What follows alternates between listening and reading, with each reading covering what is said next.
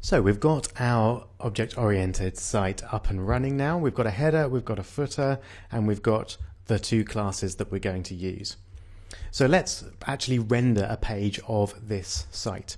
At the moment, of the purposes of this video, we'll just render the header and the footer, and then in the final video we'll add the content. So how are we going to do that? Well, again, there's a number of ways we could do it, but the way I'm going to do it is to add a method. So public function, and I'm going to call it display. Could call it anything you like really, but essentially it's printing out the content of the site, rendering the page. So we don't need any inputs for this. So for the moment, all we're going to do is,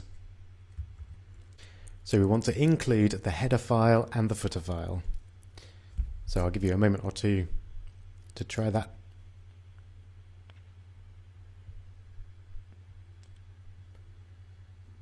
I hope you got there. The way I would do it is include, and then this header, and then include this footer. Simple as that. Okay, that should do the trick.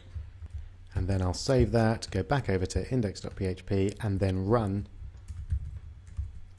the display method.